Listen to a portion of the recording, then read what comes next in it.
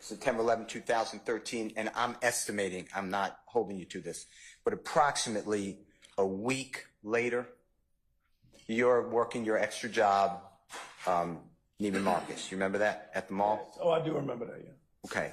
And Neiman Marcus, just tell the ladies and gentlemen, jury, they may all know, that maybe some of them don't know. Just describe what Neiman Marcus is.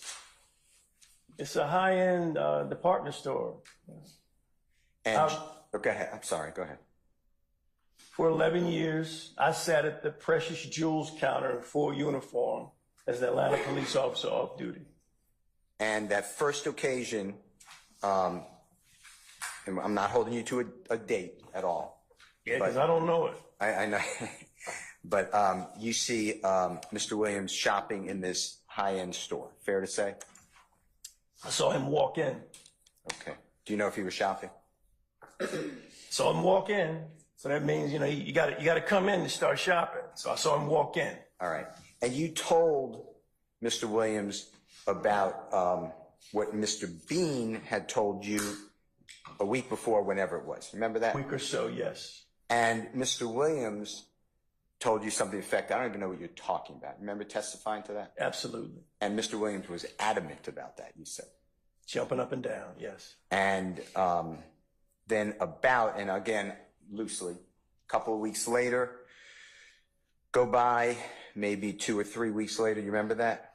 Yes, sir.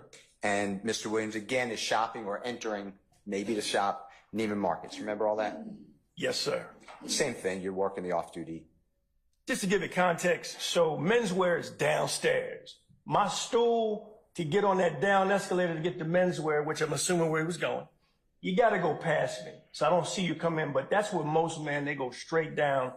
And I'm sitting right there so I can see down there and I can see the precious jewels counter. And at that time, you explained to Mr. Williams that you did some investigation into him and you found out he was going to blow up. Remember testifying to that? Did some research. And blow up, just explain that to the jury. He's going to get a bag. Explain that better.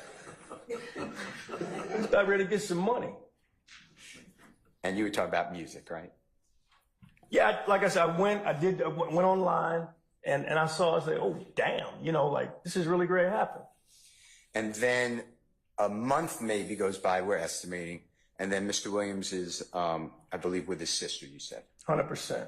And at that time, Mr. Williams and or his sister, maybe both of them, whatever you tell us, they actually collectively asked you if you would help out with road security. Remember that?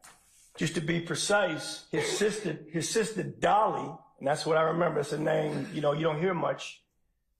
She explained that she was his manager, and they wanted to hire me as their road security. And did you ever have any dealings with security for popular artists? That's not what I do. I'm a low rent, get your extra cheese type police officer. I do the stuff with the least impact, like sitting at a jewelry counter for 11 years. And that's, again, at that high-end store, Neiman Marcus. Beautiful store, yes. And then the last encounter that you told us about is, or I think the fourth encounter is what you called it, is where there was no conversation, but Mr. Williams pointing at Mr. Walter Murphy, going down an escalator. Mr. Walter Murphy has a stack of money coming out of his pocket. He's pointing at the stack that you can't fold that's in Walter's right pocket. We both chuckled respectively, and they went on downstairs and did whatever they did. Okay. All right. Your Honor, may I have one moment? You may, sir. I don't have any question. Thank you so much. Thank you, Mr. Steele. Any further examination of retired Detective Quinn? Anybody else? Cross? All right. Any redirect, madam? Yes, sir.